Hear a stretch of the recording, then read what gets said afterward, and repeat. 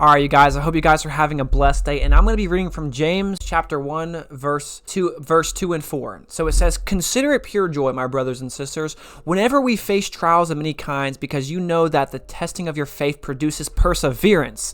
Let perseverance finish its work so that you may be mature and complete, not lacking anything." This is such a beautiful Bible verse, because when we are experiencing trial and error, whenever we have things happening in our life that are being thrown from us left and right, we have that perseverance. And perseverance is such a powerful word because it means to push through. It means to go through and experience and to grow. So when we can persevere through these times, when we can persevere through these hardships, God is testing our faith every single day. Whether that be a homeless person walking up to you, whether that be someone talking really bad about you and saying things that aren't true, or things that basically are trying to basically bring you down. It can be in all forms and shapes of things or people. So yes, you will be tested every single day. I'm tested every single day. It's hard being a Christian sometimes. It's hard trying to be positive all the time. It's hard doing these things, but through the times that we are facing hardships, through the times that we're facing trial and temptations, we have to lean on God. We have to, because He is our source. He's our refuge. He is the one that we need to go to. We always try to look for other people and other people's validation for us, but it doesn't matter because the validation comes from God, what God says about us, what God tells us. I mean, think about it like this. Whenever we're talking about in Samuel, whenever David was being hunted by Saul, he was hunted for 10 years. You don't think that he was basically struggling? You don't think that basically he had doubt? I mean, he had an opportunity. He had an opportunity to kill Saul, and he still didn't. Because his heart for the Lord, his heart for himself, his heart was so big and compassionate. Okay, but he persevered. He was hunted for 10 years. 10 years! And he still persevered through those times. So yes, my friend, you might be like David right now. You might be persevering through these storms and through life and through what life is throwing at you. But that doesn't mean it's the end for you. Just because you had a bad day, just because you are experiencing some things in your life that are unexpected, does not mean your life is over. Because sometimes we feel like when we hit rock bottom, our lives are over.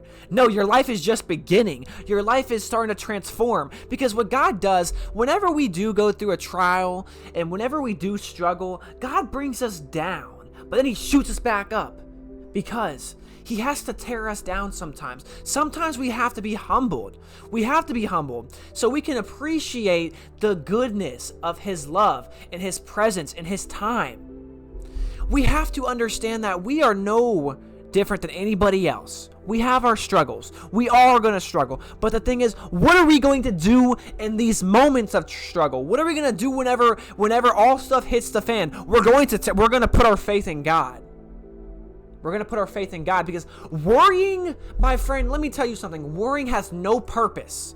No purpose whatsoever. So the more that we worry, overthinking, and we're just lapping, this is what you need to do.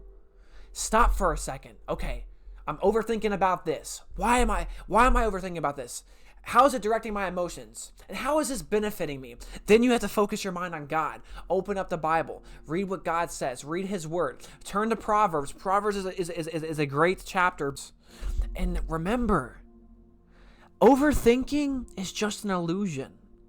It's the devil just trying to come back and be like, hey, remember this, hey, worry about this. No. Those are your old ways. You are a child of God now. God loves you. He doesn't want you to suffer. You don't have to suffer. And look, I struggle with this too. And this has helped me greatly, because I overthink. If you knew me as in person, I overthink so crazily. But through times that we're overthinking, we just have to keep pushing through. We have to keep that perseverance, and we just have to keep a positive attitude. Let me tell you something. I live in Nashville, and I got the opportunity to serve the homeless, and I'm telling you right now, we need to take advantage of what we have. We need to be more grateful for what we have. Because the things that we're worrying about, the things that we're stressing about, they're really not important. And then you have other individuals that are struggling to get meals, that haven't eaten in days, haven't had water in days. And that's the thing. We need to be more grateful, and we need to spread more love to these people, because, it makes me so angry.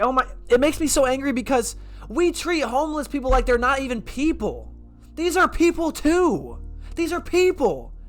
Okay, just because they're at a very rock bottom of their life, just because they mess up, doesn't mean that they don't deserve a second chance. Remember times whenever God gave you second chances, he still chose to love you. We treat these people like they're nothing.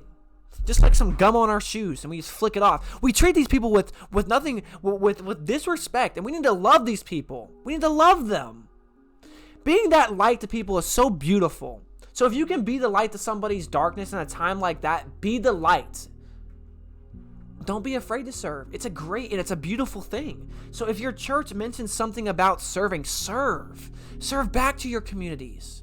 Serve back to them. But you will get pure joy if you trust in the God and you trust in him and you persevere through the hard times. You will get through this. I promise. I love you guys.